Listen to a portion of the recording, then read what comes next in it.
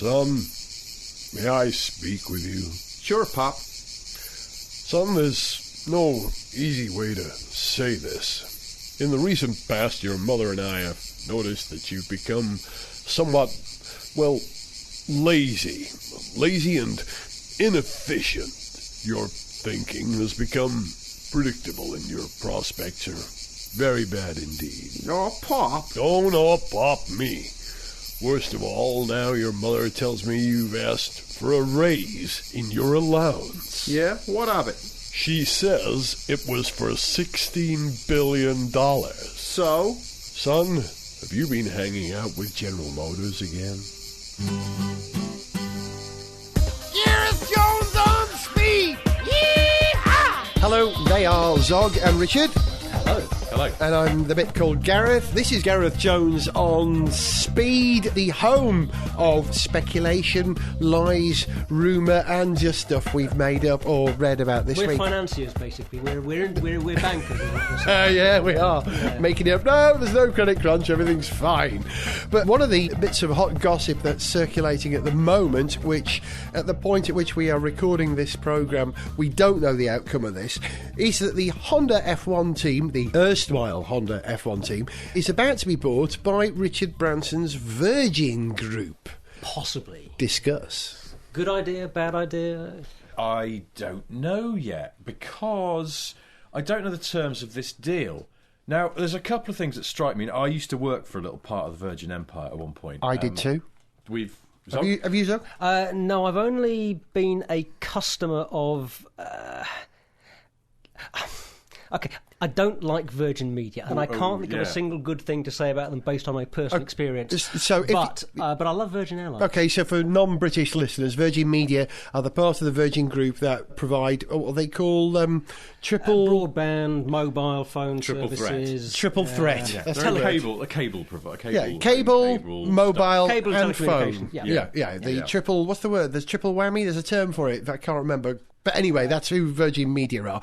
So Zog doesn't like them. I will explain what I feel about Virgin in a minute. Richard, you used to work for Virgin Cars, I work right? for Virgin Cars. Don't bother looking for them because they're not around anymore. And this sort of brings me on to my first point. I don't want to necessarily besmirch the name of Sir Richard Branson, the people's capitalist, but let's be honest, almost everything that Virgin gets involved with, except Virgin Atlantic, which I genuinely believe is probably the finest airline around at the moment, but... everything else seems to bomb.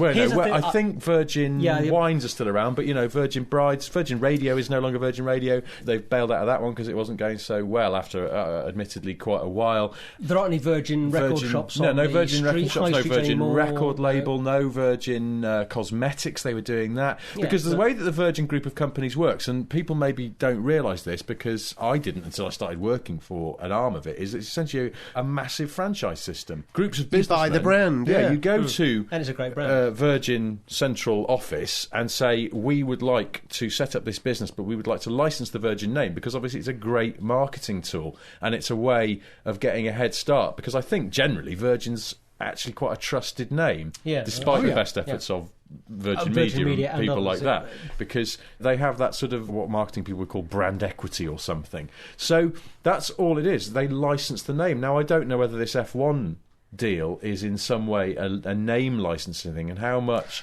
Virgin, the Branson-owned central company, is actually going to put in and manage it. But that is my point, is that because it's this massive franchise system, they maybe don't have the control over it that they do over the airline, which is wholly owned by Branson and his central Virgin company, and has been a success. Everything else just seems to go screwy. It's not. Virgin Airlines is mostly owned by Singapore Airlines. But there's still more of an immediate connection, isn't there, between... Yeah, he has a big hands-on control over what happens to his part of it. Yeah. Really. Guides it. I mean, this is the key thing. I think, in a sense, that, if we're asking the question, how good is it going to be for Virgin to take over Honda, I think a lot of that rests on how involved Richard Branson is and how committed he is to the idea. My guess is that he is fairly involved in this because there's a connection with Adrian Reynard, who was involved in setting up the original BAR. Yeah. Plus, the thing about the sort of white label sort of brand thing, or people taking business ideas to the Virgin Group and then having the Virgin brand attached to this. This isn't going to be something like this. This isn't a group of investors who are saying, let's have a Virgin F1 team. We'll ask Richard to stump the money out. This is a great business model.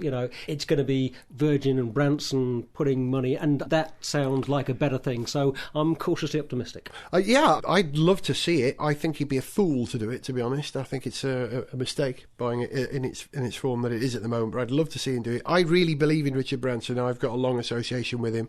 He owned the first TV company I ever worked for, and I used to get flights from Virgin Atlantic to travel across the Atlantic by phoning Richard Branson himself up.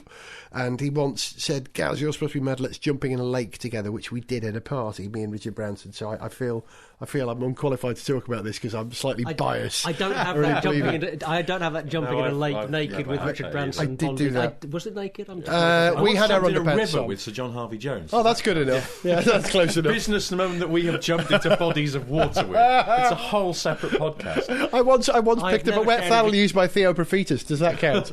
Close enough. No, I was going to say something libelous then. Okay, so let me just say about the Branson F1 thing. Just did something libelous, but we've cut it out. I'll do you a gesture just between us in the room. Theo Prophetus, I've met him. Don't worry, we never edit this programme. Chicken tikka masala. Look, I've got Branson's beard on today, have you noticed? I've actually got Branson's beard. A little face marking. I borrowed it from him. Hi guys. So my question though, if Branson's going to get into F1, what is his stunt going to be for the launch of the team? Because when he's launched, what is it, Virgin Bride, he was dressed up in, a bride. As a bride, the white wedding dress and everything. He's prepared to go the extra mile in terms of making a bit of a fool of himself for the launch. Something. What is he going to do for the launch? I want to see that. When Virgin flew, you want to see him dressed as a woman again? My God! No. When Virgin flew into Las Vegas for the first time, he dressed as Elvis and waved a flag out of the. Ladies and gentlemen of the press, welcome to the launch of Virgin F1. And now, please welcome the founder and chairman of the Virgin Group, Sir Richard Branson. Hello, here he comes now. Oh, go away, mate. What's he going to be dressed up like now?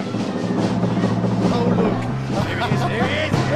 Look at that stupid, straggly beard. That ridiculously shaggy hair. Brilliant. He's come as Jensen Button. Nice one to me. No, sorry guys, I haven't had a chance to put on a funny costume yet. Oh. Like a virgin! Sniff for the very first time! Zog mentioned the connection Richard Branson has with Adrian Reynard briefly. Maybe I should explain exactly what that is. Reynard built Champ Car chassis for many years and some successful Le Mans car chassis. A great British chassis manufacturer and designer, rather like Lola, but went out of business when Champ Car just all collapsed a few years ago. Reynard invests in some Virgin projects, quite a few Virgin projects. I think he's one of the investors in Virgin Galactic, which I'm very excited about. Any private space venture. But Virgin Galactic, great little thing. I signed up, I registered sort of interest in Virgin Galactic when it launched ages ago. Yeah. Not because I particularly expect to be travelling in space within a few years, but just because I'm a bit of a space geek. But it's fantastic. Every now and again I get this email from Virgin Galactic that's addressed to me as Dear Astronaut. Lovely. That's how it should be. That's what he's doing. He's turning ordinary humans, rich humans, into astronauts. But I just think he would shake it up. He would kind of make it work. He would he would have a go at making it work. But really, it's just an expensive billboard. Why is he doing it? Why is he doing it? Well, the rumours are that there's a new Virgin brand coming, Virgin Fuel. Oh, it exists, Virgin Fuel, where they're looking at alternative fuel sources for the future. And this would be the best possible place to advertise Virgin Fuel, which I think would be interesting. But the trouble is, as long as they're using conventional fuels on the car, it kind of negates that as an idea. It rings a little bit hollow, yeah. Which would make you think that if he's if there is something, and we're getting a little bit conspiracy theorist here, but speculating, if that's the connection, if he's got this Virgin Fuel thought, he must have had some kind of conversation with Max Mosley, with Bernie, maybe about future directions in the next few years for the sport and whether, I wonder. Because Max is, I think, genuinely keen on the greening of the sport, whether it's coming from the bottom of his heart and concerned with the planet, whether it's coming from, just a smart commercial brain and a smart thinking, who knows. But I think he genuinely believes in it, and he's trying to make the sport greener. He may not take much persuading that some new fuel regulations are part of that. I also think, in a way, that you think about the way that Branson conducts himself in public. Now, I have met Branson. I've never jumped in a lake with him, but I did meet him once when I worked at Virgin Cars. Actually, we were doing the launch by the River Thames. We could have jumped in the Thames. You missed an opportunity. Yeah. I can recommend it. In fact, you could have driven. You could have done a sort of like Thelma Ruiz, driven into the Thames together. The managing director of Virgin Cars and Branson drove onto the stage for the press conference in an old school Mini. And my job, bizarrely, I was sort of like a copywriter for them, but my job was to then run on, jump into the Mini, knock it into reverse and back it off the stage again. And I got the job just because I saw volunteers for it. Yeah, I knew how to get in reverse in a Mini. That was it, basically. And also, they'd gone, oh, it's a bit of a tricky job that we can't, we don't want to crash off the stage. And I'd sort of gone, well, I'll do it. And they went, yeah, you like cars, you're probably quite good at reverse. and I was absolutely terrified of stalling it or getting the wrong gear and going forwards and running over Branson. Responsibility of driving cars on television. I did it okay, and it was fine. But just prior to that, and because I'd written some of his little speech that he did at this launch, I was introduced to Sir Richard, and he's quite a shy man, actually. Very shy, yeah. Quite quietly spoken, and not maybe as you'd expect. However, his ability to turn it on stage and become maybe the more flamboyant maverick that people perceive him to be is actually quite a thing to behold, and I think that's what they might want to see in F1, because, let's be honest, a lot of the team bosses are, so case in point being Ron Dennis, very good at what they do, but they're not very interesting people. And a bit of that Branson-style sexiness. I mean, you saw those commercials for 25 years of Virgin Atlantic. Great. And they were a great advert, but also they spoke volumes about the way that Virgin as a whole has positioned itself as the kind of sexy, groovy alternative to boring grey-suit conventional businesses. And as we were saying before, I don't think in most cases that's actually true. They're grey-suited businessmen who've licensed the name. Yeah. Virgin Atlantic manages to be the sort of sexiest, grooviest airline. I mean, genuinely, their planes are decorated. Did you decorate a plane? Furnished, trimmed. Furnished, trimmed. In the nicest, most groovy way of any. They make BA look very, very flat. You've seen my spare bedroom downstairs, have you? You've got a Virgin Atlantic bedroom. I have, yeah. With porthole windows and a woman in a red outfit who comes around and offers you peanuts and champagne. I'm staying over tonight, by the way. I'm serious. Have you seen? I'm not kidding. You've seen my spare bedroom? No, I have seen your spare bedroom. It's in the Virgin Atlantic colour. I slept in your spare bedroom. Of course you did. Yes. I was so inspired by the colours of the Virgin Atlantic interior. Thinking, what the hell goes on here? They record this podcast. What goes on in the spare bedroom? We're often here till 44 o'clock in the morning. It's true.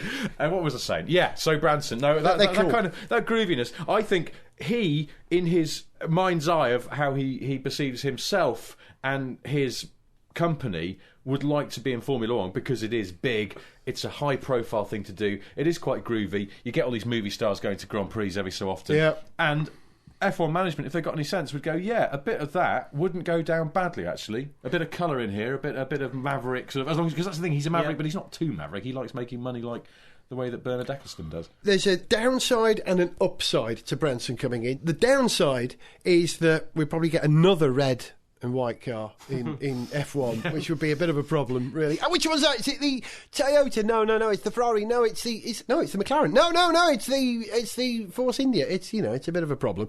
That's the downside. The plus side is that if Adrian Reynard is as involved in this project as he is mooted, rumoured, lied, fibbed about to be, then that would probably be a clash of interests with the incumbent management at the moment. I would hope that we'd keep Ross Brawn, but if they were to lose Mr. Fry, some people say that might not be a bad thing. Well, they need to change some things.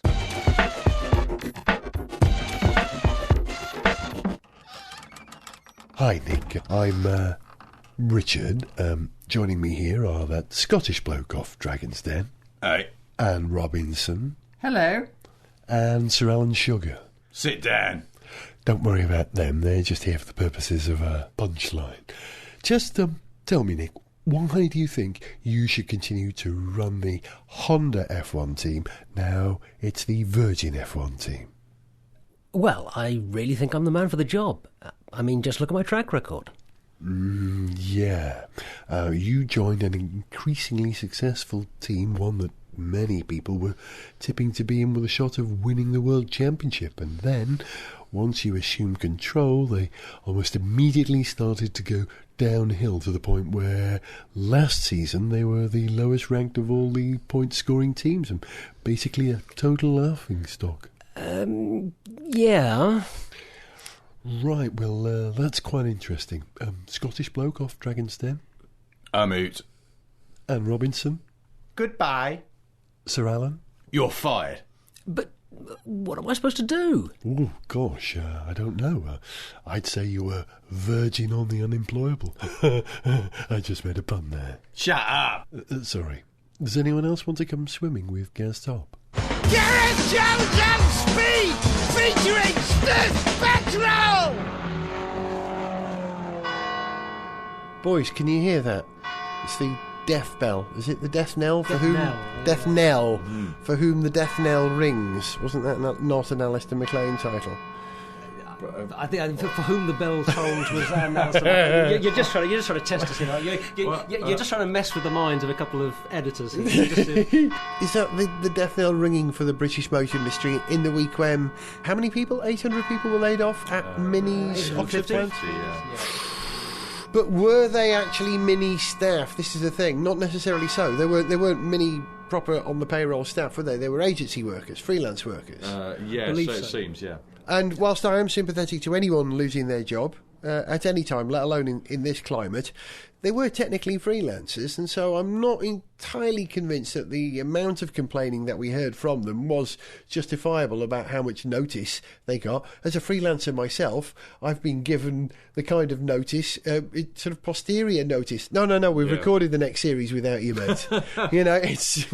And by the way, we're not paying you for the last 3 shows. Exactly. Yeah. I believe that was how William Woolard discovered that he wasn't going to be presenting Top Gear anymore because he was sitting at home watching Top Gear on a Thursday night when a new series started and thought, something's wrong here. No one's rung me and asked me to come and present bits of this, and I don't seem to be in it. And William Woolard, the BBC make a habit of that, don't they? Sort of making staffing changes without telling the people involved. Yeah, they do that. But I think with these mini workers, there were some of them, I don't know the full details, but I think some of them had been working there for more than a sort of matter of weeks or months. They'd been there for years and they'd still been agency staff. They'd never been taken on. But they don't have the protection of sort of full, so they don't. full employment law. I think one of the problems is that we love to paint the Germans as ruthless in this country. We do. And so because Can't it's think BMW... why. Unlike British businessmen, who Yes, are, of course, who are- entirely sentimental and we unruthless bunch. We were talking about as we Richard all know. Branson earlier on, and of course, like all British businessmen, if he's going to let someone go, he personally goes round to their house with a basket of chocolates and flowers and things. But no, this is the thing. We do like to paint Germans as ruthless, and I don't think this agency worker situation is unique to that factory. It happens all the time. A friend of mine who works as a legal secretary, and she was a agency technically and paid by the hour for years, just because that's the way they chose to employ her. And I know it's a terrible thing that's happened here. I'm sure it's going on, albeit on a lesser scale, in companies all across Britain at the moment. But it's just because it was a massive number, and also it was Sir Sherman's, and therefore it was a good news story to say, look at them, they're ruthless. They probably took a Luger to everyone's heads. Well, I mean, like you, I think I'm a little bit reluctant to be too down on BMW without knowing a lot more about it, basically. But it does strike me that there's.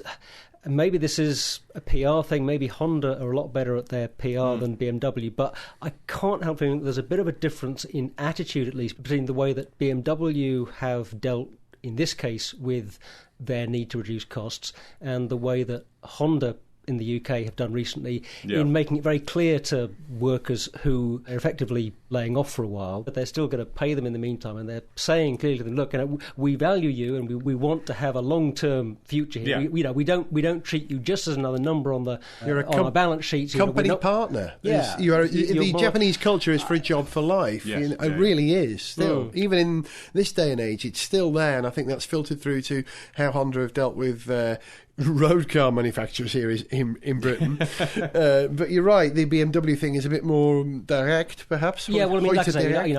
I hesitate to be kind of too down on BMW without really knowing more about it. But I think there is a difference of attitude there. I suspect. What I worry about is that this is Mini that is really suffering in this context, which is a bit of a shocker because Mini is one of the absolute hits of the British, indeed perhaps world motor industry at the moment. Everywhere you go, they're selling Minis in pretty huge numbers. Yeah.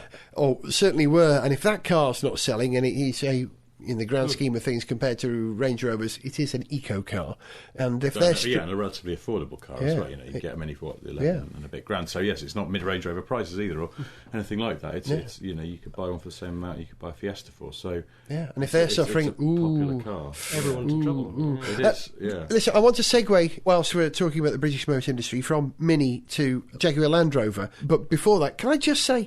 Is it me, or does everybody hate the Alfa Romeo Mito? Have you read the reviews of the Alfa Romeo Mito? Yeah. Nobody likes it, do they? Well, it's probably because, I don't know, I've not driven it yet, but I'm guessing it's because it's not very good. Yeah. I mean, I don't like the way it looks. It's a funny looking car. We don't like the way it looks. No, I've seen one in the flesh now, but no, it's not a terrible looking car, but it's just not right. It's just not. It's not Alfa. It's too cute. Like, it's too cute. It is a bit too cutesy, and it's got weird headlights, and it looks like they've taken all the stuff off a bigger car, which they have, the 8C, which is a beautiful car, and sort of squashed it deliberately onto this small car. At no point has someone gone, do you know what, this isn't working, let's try something else. This doesn't fit. Squidged it on. And I just think it's a contrived looking car, and from what I can gather, it doesn't drive very well either. So, I mean, boo hiss. Try harder, Alfa Romeo. You have to say that's a bit of a shocker, though, because generally, us motoring journalist types, we see an Alfa Romeo, we go, oh, it's an Alfa Romeo, it doesn't matter, it's rubbish, we quite like it. You know? And you this lose time your critical faculties. Yeah. You just sort of... yeah, but that's the thing. I think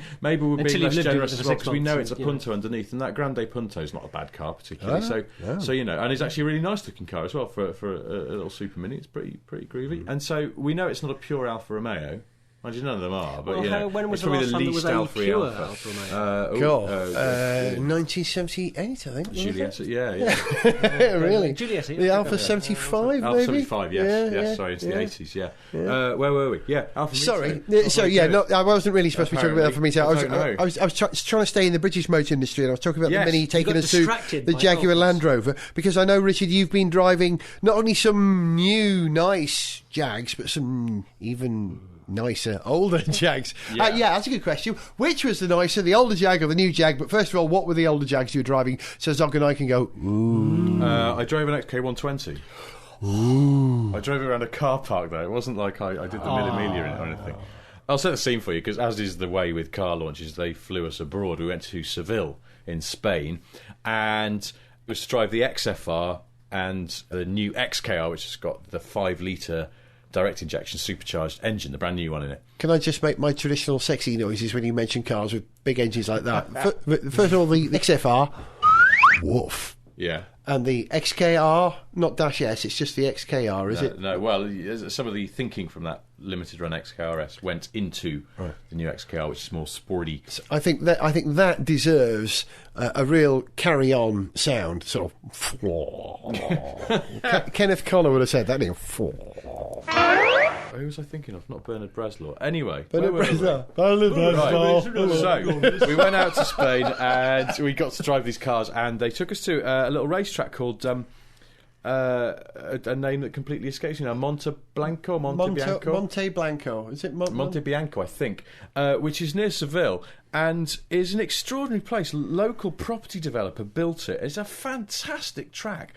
Brand new, in the middle of the countryside. You'd never know it was there. You get to it by sort of going along a main road. You see a bunch of industrial units and a garage and something like that. You turn off across the front of one of these industrial units, down a little dust track, and you're off wiggling across this open, dusty countryside. And so just like Silverstone, then. Except it doesn't smell of chips. And yeah, it's really bizarre, and it's there, and it's FIA approved for Formula One testing, which unfortunately now isn't going to happen. That was sort of half the reason it was set up, I think, by the guy who built it. It's because of the fact that the access to it is fairly restricted, and because there's no grandstands or anything, you can't have racing there. I don't think they're even allowed to have racing there because of planning permission. So it was just set up as a test facility. So like Croft, then? Yes, well, as it turns out. Indeed, ladies and gentlemen. It is both like Silverstone and Croft, but sunnier than both. Yeah. And warmer. Because Silverstone is always officially cold. Always cold. And Croft is officially wet. Whereas interesting, actually, this place, they can make it wet. They have sprinklers on the track because, again, it's a test facility. And they can reconfigure the track in a number of ways.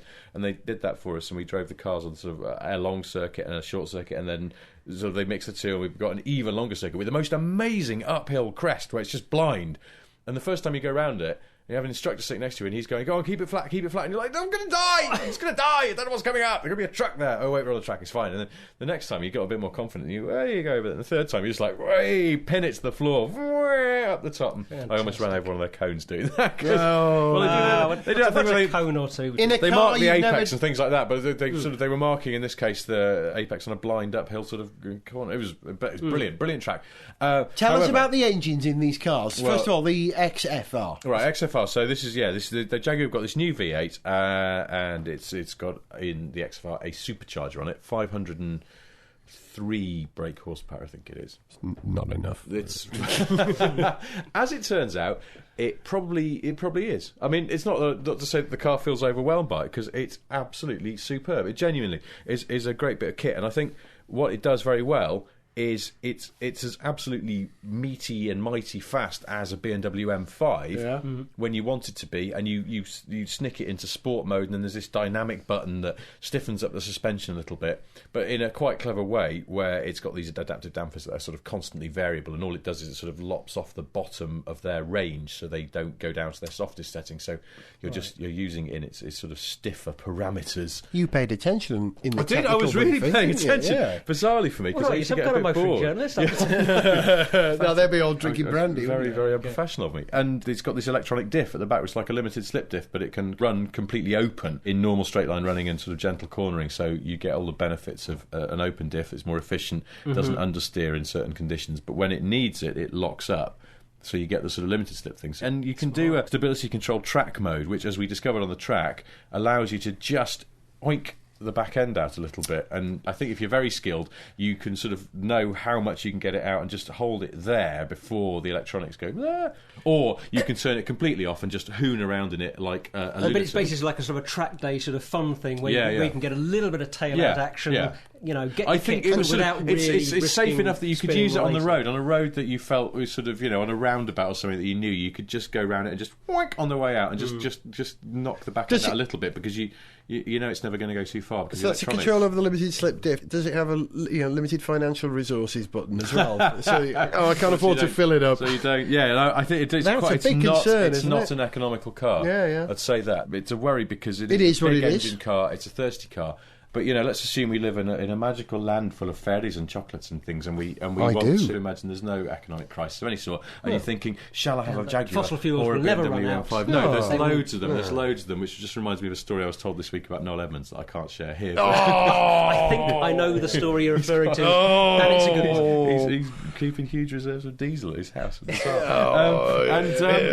So I think the Jaguar does something very well, which is that it can be quite aggressive and sporty, but it's never too loud, it's never too raw or uncomfortable. But I think it's enough that it'll give you your kicks. But then you put it back into normal proper Jag, because you put it into drive and you turn off all the dynamic mode type stuff. Gotcha. And you just waft along, one hand on the wheel, and it's a very, very comfortable car. Good stereo, great seats. It's actually quite quiet. I mean, I heard some journalists complaining that it's too quiet, but I think they've misunderstood the point of that car. That most of the time you'll want the quietness, and when you really clog it, it does make a V80 noise enough that you go, yeah. So it's a sort of Jekyll and Hyde car. Yeah, it's the hardest could be a BMW M5. Oh, could be a Lexus. But I think the M5 can be quite an exhausting car because it never really calms down. And I think what Jag have managed to do is make a car that does calm down and utterly soothes you when you want it. But then, if you want to get a bit of a stomp on, then it's there with you. And I think it's got to take its jacket really off nice, and roll its sleeves up. It can it's get down to business. Connery Bond. It looks fantastically well dressed and suave in a suit and has excellent table manners. But when you want it to punch someone, it'll bloody have a go. So what does that make the XKR? The XKR is sort of that, but a bit more so. Probably not as civilised, maybe. It's a bit noisier and a bit harder than the last one, but again, not uncomfortable. And again, you stick it in drive and you can waft along. And I think, one of the best drives I've had in a long time, maybe even ever. Wow. Certainly top 10, maybe even top 5. On the roads? On the roads, around Seville, XKR convertible. Because it was a beautiful morning. I turned up and they went, OK, here you go. Well, you're from Evo. You know, you'll want the black coupe there. Driver's choice. I was already driven the coupe on the track and thought it was really good. And I was like, I looked up at the sky and I was like, it's quite nice out. Nice day. Can I have that convertible? And they went, yeah, OK, fine, that's all right. Yeah, let's go and spare. There you go. Off I went. Plugged my phone into the iPod thing that's in the so you can get your own tunes. Got my own tunes going. Got the roof back. Trundling out of the city, and I just got it in drive, and it's this is nice. This is really nice. And they got onto these roads, and these roads were superb, really, really good roads. So I was like, I'll put it in sport. I'll put it in dynamic mode. And then suddenly it was like, right, here we go, and it's got those paddle shifts. The gearbox is superb. It really just banging up and down the box, and yeah, like that banging up and down the microphone, and it just had one of those absolutely golden moments in life. Beautiful scenery. Yeah, I had to start with. I had, do you know a band called Black Kids? Yeah, do you know Black Kids who did "Not Going to Teach Your Boyfriend How to Dance with Me"? That song, and I was going to sing bits of it then. I forgot about the copyright breach thing. You know, it's like that whole album. Pretty much every track on it, it makes you want to stand there and bang a tambourine against your leg. It's quite funky in a groovy sort of way. Produced by Bernard Butler, bizarrely. And I had that on for a lot of the first bit of the drive. And actually, it is quite groovy, upbeat music. And I think that sort of spurred me on. And it was, it's got a bit of string action in it. And it's quite an upbeat, groovy car. It just makes you want to. It's very, very easy to drive quickly without sort of feeling that you're going to die through lack of talent. It's on your side. The XKR is light for its size. It's lighter than the saloon. It feels lighter than the saloon. It's not a big car. It's not really. Yeah, that's the thing. Because some of the roads got a bit narrow over these little bridges and things like that. And there's never any sense when you sort of do that, breathe in, because you suddenly think you might have misjudged it and you're going to take a mirror off. It is ferociously quick, to the point where almost it flatters you, because you can sort of come into a corner and you think it's tighter than it is, so you come in a bit slow, and then you sort of feel like, oh right, okay, it's a sweeping bend. I didn't notice that because of the trees. But then, rather than having to build up momentum like you would have to in a smaller car, you just belt it again, and it takes off as fast as you want, and sort of faster. And it's very precise steering. It's a very, very precise instrument for driving along. And sounds wonderful. We're getting near the end of the show, so I've got to hurry us up a little bit. Sorry, I'm just eulogising. No, I loved it. I'm glad to hear you enthusiastic about another great British car. But, will it do it well in America? Will Americans like it? Is it too hardcore? I don't know, but then there's a normal XK without the supercharger, which has softer settings and is probably all the car you'll ever need. Has almost as much power as the old supercharged one. So it won't be slow, and it probably make more of a V80 noise if the last one was anything to go by. I don't know. I hope it does well. I mean, in this country, the XKR is £80,000. That's quite a lot of money, but it is quite a lot of car. And if I had 80 grand and if I was, just throwing it around, I would really love one. I think it's a genuinely superb bit of work. Don't need an Aston Martin anymore, then, eh? You don't. Aston Martins, and I know this is the elephant in the room of car journalism generally, but there is no current Aston Martin that is good enough. I'll say that without... I'm sorry, no one ever dares say this, but they're not. They're not good enough. The steering's too heavy, the steering column's judder. The DB9 actually has a really lame chassis. It doesn't ride properly or handle properly. The V8 Vantage is all right, but doesn't have enough torque, even that new 4.7. The gear lever is in the wrong place in that car as well. They have unforgivable faults. You're ranting now. And on that bombshell, if I may steal from another popular television programme, and I mean the famous Lexus driver. You've been listening to the rant of Richard Porter. Sorry, and goodbye. The occasional interruptions of Zog. Goodbye. I was Gareth Jones. See you in about 12 days for another Gareth Jones on Speed. Richard, you've really put the jacker amongst the pigeons. Look, it's a cat, isn't it? Sorry, I don't know what came over me there. Contact the show on speed at GarethJones.tv. Get the lyrics, picture and more information from www.GarethJones.tv or subscribe for free at the iTunes store. Gareth Jones on Speed is made by Leeds Bond.